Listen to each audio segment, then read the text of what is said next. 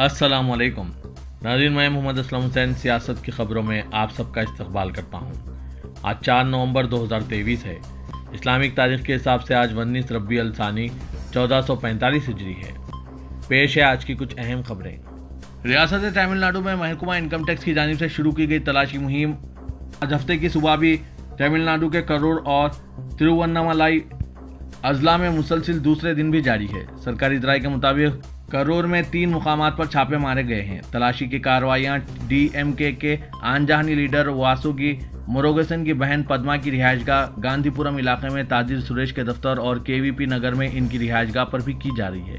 तमिलनाडु के वजीर और highways and public works department के वजीर ईवी वेल्लू से मुंसलिक मुकामात पर भी तलाशी की कार्रवाइयां आज हफ्ते को जारी है। जराये के मुताबिक आईटी अफसरान ईवी वेल्लू के बेटे कुंबन की तिरुवन्नामलाई में रिहायशगाह की तलाशी ले रहे हैं। दिल्ली में इस हफ्ते मुसलसिल तीसरे दिन हवा का मियार शदीद खराब रहा।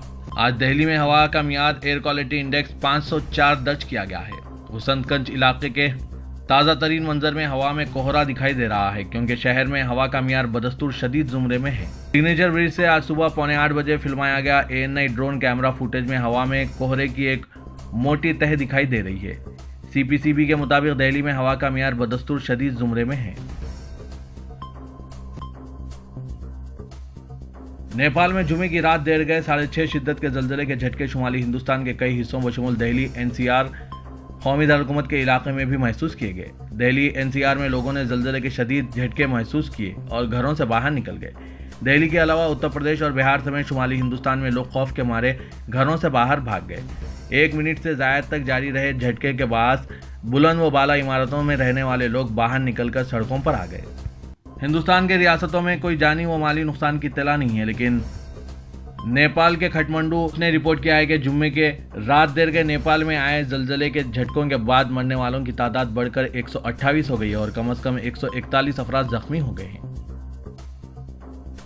वज़ीर-ए-आज़म नरेंद्र मोदी ने आज हफ्ते की सुबह कहा कि वो नेपाल में जलजले से हुए जानी और माली नुकसान पर गहरे गमज़दा हैं। वज़ीर-ए-आज़म नरेंद्र मोदी ने नेपाल को मदद की पेशकश की और हर मुमकिन मदद फराहम करने के लिए हिंदुस्तान की आमदगी जाहिर की। सोशल मीडिया प्लेटफॉर्म X पर वज़ीर-ए-आज़म नरेंद्र मोदी ने आज हफ्ते की सुबह लिखा कि नेपाल में जलजले की वजह से जानी और माली नुकसान पर गहरा दुख हुआ है। हिंदुस्तान नेपाल के लोगों के साथ यकजहती में खड़ा है और हर मुमकिन मदद के लिए तैयार हैं। हमारे ख्यालात सोगवार खानदानों के साथ हैं। हम जख्मियों की जल्द सेहतयाबी की ख्वाहिश करते हैं। शुमाल मशरक़ी मानसून के आगाज के साथ ही तमिलनाडु के कई अजला में मूसलाधार बारिश हो रही है। हिंदुस्तानी महकमा मौसमियात ने रियासत में शदीद बारिश की वजह से कई अजला में ऑरेंज अलर्ट जारी कर दिया है। आज 4 और कल 5 नवंबर को हिंदुस्तानी महकमा मौसमियात की जानिब से पेशगोई की गई कि खराब मौसमी सूरत-ए-हाल की वजह से 9 अजला यानी चेन्नई, कन्याकुमारी, थेनी, मदुराई, वेल्ली, डंडुकोल, सेवागंगई और नेल्लई में स्कूल 1 दिन के लिए बंद कर दिए गए हैं। भारतीय जनता पार्टी ने राजस्थान असेंबली इंतखाबात के लिए अपने 2 उम्मीदवारों की चौथी फहरिस्त जारी कर दी है। इस तरह से कुल मिलाकर अब तक पार्टी ने 184 उम्मीदवारों को टिकट दे दिया है, लेकिन इसमें एक भी मुस्लिम उम्मीदवार नहीं है। अब सिर्फ 12 सीटें बाकी रह गई है और इसमें भी किसी मुस्लिम उम्मीदवार को टिकट मिलने का इम्कान कम ही नजर आ रहा है। वाज़रे के इंतखाबात के लिए कागजात नामजदगी दाखिल करने का अमल पीर से जारी है और उम्मीदवारों के कागजात नामजदगी जमा कराने की आखिरी तारीख 6 नवंबर है। छत्तीसगढ़ में आइंदा कानून साज इंतखाबात से कबल मरकजी वज़ीर दाखिला अमित शाह ने बीजेपी का मंशूर जारी किया। खास बात यह है कि इस बार मंशूर को मोदी की गारंटी का नाम दिया गया है। रायपुर में मंशूर जारी करते हुए अमित शाह ने बड़े बड़े वादे किए। इस दौरान अमित शाह ने भूपेश बघेल और कांग्रेस हुकूमत की शदीद तनकीद की। उन्होंने करप्शन और घपलों के इल्जामात लगाए। बीजेपी ने अपने मंशूर में 500 रुपये में गैस सिलेंडर और 1 लाख सरकारी ओहदों पर नौकरियां जैसे वादे किए हैं।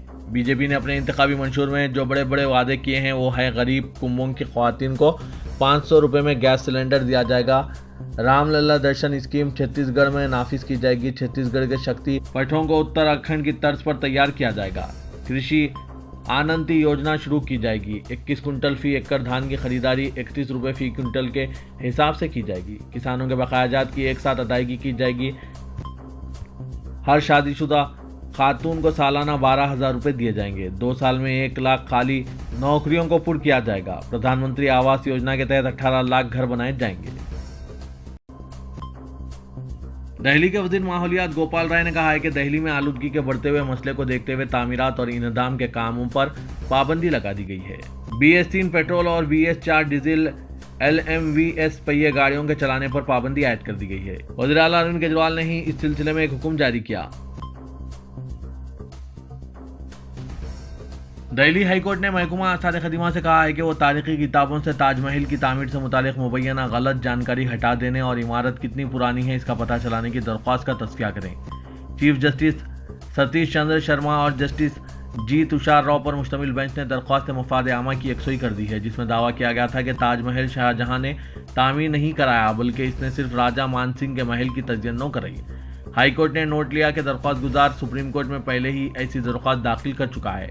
سپریم کورٹ نے اس کے یہ کہنے پر اسے درخواست واپس لینے کی اجازت دی تھی کہ وہ محکمہ آثار قدیمہ سے رجوع ہوگا۔ سپریم کورٹ نے دسمبر 2022 میں اس کی درخواست کی سماعت سے انکار کرتے ہوئے کہا تھا کہ عدالتیں تاریخ کو دوبارہ کھولنے کے لیے نہیں بنی ہیں۔ آج درخواست گزار سرجیت سنگھ یادو کے وکیل نے ہائی کورٹ سے کہا کہ اس نے جاریہ سال جنوری میں آثار قدیمہ سے نمائندگی کی تھی لیکن کوئی کارروائی نہیں ہوئی۔ اس پر ہائی کورٹ نے محکمہ آثار قدیمہ سے کہا کہ وہ اس کی نمائندگی کا تصفیہ کریں۔ غیر سرکاری تنظیم ہندو سینا کے صدر نے اپنی درخواست میں دعویٰ کیا کہ تاج محل کی تاریخ کے تعلق سے کتابوں میں اس کے بقول غلط جانکاری دی جا رہی ہے۔ اس نے کہا کہ اس کی ریسرچ کے مطابق عظیم الشان محل وہاں پہلے سے موجود تھا جس میں شاہجہاں اور ممتاز محل کو دفنایا گیا۔ حیرت کی بات یہ ہے کہ شاہجہاں کے درباری مورخوں نے شاندار مقبرے کے آرکیٹیکٹ کا نام کہیں بھی نہیں لکھا، جس سے اشارہ ملتا ہے کہ راجہ مان سنگھ کا محل نہیں ڈھایا گیا اور اس کی تزئین نو کر کے تاج محل کی موجودہ شکل دے دی گئی۔ راجہ مان سنگھ شاہجہاں کے دادا اکبر اعظم کے سپہ سالار تھا۔ 17ویں صدی کی تاریخی عمارت یونیسکو ورلڈ ہیریٹیج ہے۔ سماجوادی پارٹی کے قداور لیڈر محمد اعظم خان کے خلاف حکومت کی کارروائیوں کا سلسلہ رکنے کا نام نہیں لے رہا ہے۔ حکومت کی ہدایت پر ضلع انتظامیہ نے سابق کابینی وزیر محمد اعظم خان کے جوہر ٹرسٹ کو زمین خالی کرنے کے لیے 7 دن کا وقت دیا ہے۔ جوہر ٹرسٹ کے زیر انتظام رامپور پبلک اسکول اور سماجوادی پارٹی کے دفتر دارالعوام کو 7 دنوں کے اندر خالی کرنے کے احکامات دیے گئے ہیں۔ احکامات ملتے ہی اراضی سے تجاوزات ہٹانے کے لیے ٹیم بھی تشکیل دے دی گئی۔ اتر پردیش حکومت کے additional chief secretary Deepak Kumar کا خط 1 نومبر 2023 کو رامپور ضلع مجسٹریٹ کو بھیجا گیا۔ اس کے بعد ضلع مجسٹریٹ نے CDO کی صدارت میں 5 رکنی کمیٹی تشکیل دی، جس میں چیف ڈیولپمنٹ افسر نند کشور کلال سمیت SDM صدر جگ موہن گپتا اور دوسرے شامل ہیں۔ ضلع انسپکٹر آف اسکول کی جانب سے اس سلسلے میں مولانا محمد علی جوہر ٹرسٹ کو نوٹس بھیج کر محکمہ تعلیم کی تقریباً 4000 مربع فٹ زمین خالی کرنے کا حکم جاری کیا گیا۔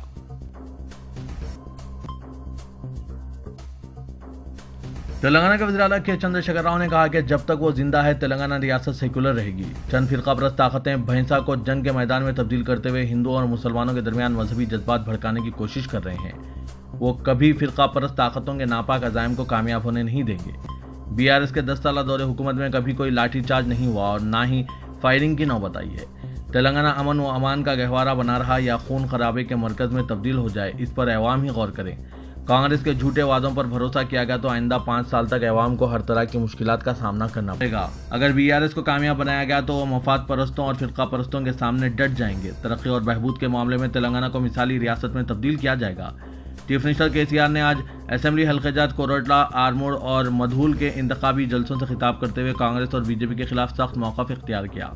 انہوں نے کہا کہ حیدرآباد، مدھول، نرمل، عادل آباد کے علاوہ ریاست کے دیگر علاقوں میں صدیوں سے ہندو مسلم شیر و شکر کی طرح آپس میں مل جل کر رہ رہے ہیں۔ فرقہ پرست طاقتوں پر مذہبی جنون سوار ہو گیا ہے۔ وہ سیاسی مفاد پرستی کے لیے ہندو مسلم اتحاد کو نقصان پہنچاتے ہوئے نفرت کے ماحول کو ہوا دے رہے ہیں۔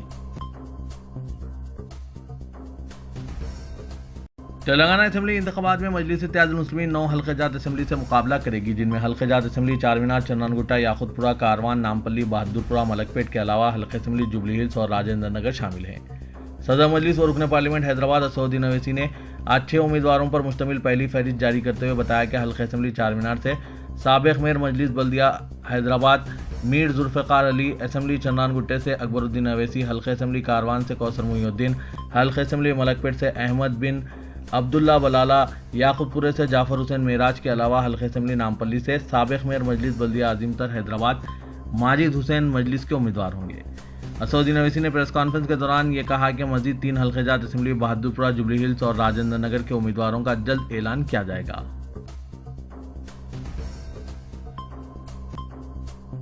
حلقہ اسمبلی چار مینار کے امیدوار کو تبدیل کیا جا سکتا ہے۔ مجلس اتحاد المسلمین نے حلقہ بہادر پورے کے امیدوار کا نام کا اعلان نہ کرتے ہوئے پرانے شہر کی سیاست میں تجسس کو برقرار رکھا ہے اور حلقہ اسمبلی بہادر پورے سے امیدوار کے نام کا اعلان نہ کرتے ہوئے رکن اسمبلی چار مینار ممتاز احمد خان کے اقدام کا جائزہ لینے کی حکمت عملی اختیار کی ہے، اور کہا جا رہا ہے کہ اگر ممتاز احمد خان اس اعلان کے بعد بھی خاموشی اختیار کیے ہوئے ہوتے ہیں تو ایسی صورت میں رکن اسمبلی بہادر پورے کو دوبارہ حلقہ اسمبلی بہادر پورے سے امیدوار بنایا جائے گا، جبکہ اگر ممتاز احمد خان بغاوت کرتے ہیں تو حلقہ اسمبلی چار مینار کے مجلسی امیدوار میر ذوالفقار علی کو بہادر پورہ منتقل کرتے ہوئے حلقہ اسمبلی چار مینار سے نئے چہرے کو میدان میں اتارنے کے اقدامات کیے جا سکتے ہیں۔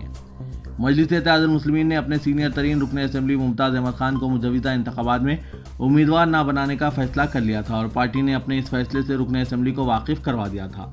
بعد ازاں قائد ایوان مقننہ اکبر الدین اویسی ممتاز احمد خان کی ناراضگی دور کرنے کے لیے ان کے رہائش گاہ پہنچ کر زائد از 3 گھنٹے منانے کی کوشش کی تھی جو ناکام رہی، لیکن اس کے بعد سے اب تک بھی ممتاز احمد خان خاموش ہیں اور جماعت کے فیصلے کا انتظار کر رہے تھے، اور آج صدر مجلس نے بھی پریس کانفرنس میں انہیں ٹکٹ نہ دینے کی توثیق کر دی اور کہا کہ ان کی جماعت نے جو فیصلہ کیا ہے وہ مشاورت کے بعد کیا گیا۔ ممتاز احمد خان طویل مدت تک حلقہ اسمبلی یاقوت پورے کی نمائندگی کرنے کے علاوہ گزشتہ 5 سالوں سے حلقہ اسمبلی چار مینار کی نمائندگی کر رہے تھے۔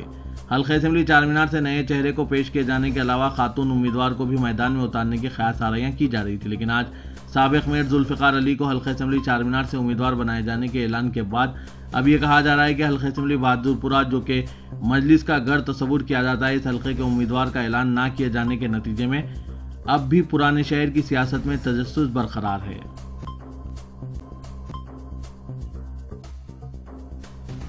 کانگریس نے دعویٰ کیا ہے کہ اسمبلی انتخابات میں مجلس کی کم از کم 3 نشستوں کو کانگریس چھیننے میں کامیاب ہوگی۔ صدر حیدرآباد ضلع کانگریس کمیٹی سمیر ولی اللہ نے کہا کہ حیدرآباد بالخصوص پرانے شہر میں کانگریس کی مقبولیت میں اضافہ ہوا ہے اور مجلس کے خلاف عوامی ناراضگی کے سبب کم از کم 3 نشستوں پر مجلس کی کامیابی دشوار ہو چکی ہے۔ کانگریس نے مجلس سے مقابلے کے لیے پرانے شہر میں خصوصی حکمت عملی تیار کی۔ انہوں نے کہا کہ چار مینار یاقوت پورہ نامپلی حلقہ جات میں کانگریس کی کامیابی یقینی ہے۔ سمیر ولی اللہ نے کہا کہ صدر مجلس اسد الدین اویسی نے شکست کے خوف سے تینوں حلقوں کے امیدواروں کو تبدیل کر دیا ہے۔ موجودہ 2 ارکان اسمبلی کو ٹکٹ سے محروم کر دیا گیا اور تینوں حلقہ جات میں نئے چہرے متعارف کیے گئے۔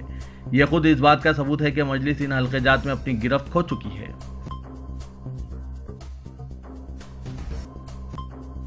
چیف الیکٹورل آفیسر وکاس راج نے بتایا کہ انتخابی اعلامیہ کی اجرائی کے ساتھ ہی پہلے دن تلنگانہ میں پرچہ جات نامزدگی کے ادخال کا آغاز ہو چکا ہے۔ حیدرآباد میں میڈیا سے بات کرتے ہوئے وکاس راج نے کہا کہ 30 نومبر کو 13 اسمبلی حلقہ جات میں شام 4 بجے تک رائے دہی ختم ہو جائے گی، جبکہ باقی اسمبلی حلقہ جات میں شام 5 بجے تک رائے دہی کا عمل جاری رہے گا۔ انہوں نے کہا کہ اتوار کو چھوڑ کر دیگر ایام کار میں پرچہ جات نامزدگی قبول کیے جائیں گے۔ انہوں نے کہا کہ امیدوار انتخابی پرچہ جات کے 4 سیٹ داخل کر سکتے ہیں، جبکہ ڈپازٹ کی رقم صرف 1 سیٹ کے لیے داخل کی جائے گی۔ انہوں نے وضاحت کی کہ ہر پرچہ جات نامزدگی کے ساتھ علیحدہ ڈپازٹ کی رقم داخل کرنے کی ضرورت نہیں ہوگی۔ امیدواروں کو حلف نامے کے تمام کالمز کو لازمی طور پر پر کرنا ہوگا۔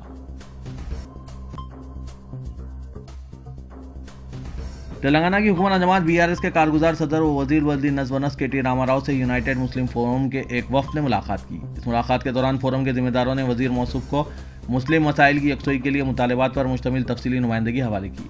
KT راما راؤ سے ملاقات کرنے والوں میں سید شاہ علی اکبر نظام الدین صابری، ضیاء الدین نیار، سید مسعود حسین مجتہدی، سید ظہیر الدین علی صوفی اور دوسرے شامل تھے۔ حلقہ اسمبلی ملک پیٹ کے کانگریس امیدوار شیخ اکبر کو بعد نماز جمعہ مجلسی کارکنوں کی جانب سے عوام سے ملاقات سے روکنے کی کوشش کی گئی، جبکہ گزشتہ جمعے کو بھی مسجد اکبری اکبر باغ کے باہر ان کے خلاف نعرے لگائے گئے تھے۔ مسجد ایوبی مادنا پیٹ میں نماز جمعہ کی ادائیگی کے بعد کانگریسی امیدوار شیخ اکبر مصلیان سے ملاقات کر رہے تھے کہ اچانک کارپوریٹر چھاونی عبدالسلام شاہد اپنے 20 تا 25 حامیوں کے ساتھ پہنچ کر ان کے خلاف ہنگامہ کرنے لگے اور مسجد کے باہر مصلیوں سے ملاقات پر بدزبانی کر کے گالی گلوچ شروع کر دی۔ شیخ اکبر کے ہمراہ اس موقع پر مظفر علی خان انچارج حلقہ ملک پیٹ و دیگر موجود تھے۔ بتایا جاتا ہے کہ نماز جمعہ کی ادائیگی کے بعد مصلیوں سے ملاقات پر اعتراض کر کے مجلسی کارپوریٹر نے اپنے حامیوں کے ساتھ کانگریس امیدوار پر حملے کی کوشش کی اور اس دوران کانگریس اور مجلس کے کارکنوں کے درمیان ہاتھا پائی بھی ہو گئی۔ گزشتہ جمعے کو کانگریس امیدوار شیخ اکبر نے مسجد اکبری میں نماز جمعہ کی ادائیگی کے بعد مسلموں سے ملاقات کی تھی، جہاں ان کے خلاف نعرے بازی کرنے کی کوشش پر مقامی عوام نے مسجد کا تقدس برقرار رکھنے کا مشورہ دیتے ہوئے مجلسی کارکنوں کو وہاں سے بھگا دیا تھا۔ مسجد ایوبی کے باہر آج پیش آئے اس واقعے کے شیخ اکبر نے مادنا پیٹ پولیس کے علاوہ ڈی سی پی اور کمشنر، متعلقہ انتخابی عہدیداروں کے علاوہ چیف الیکٹورل آفیسر و الیکشن کمیشن آف انڈیا کو تحریری شکایت روانہ کی ہے۔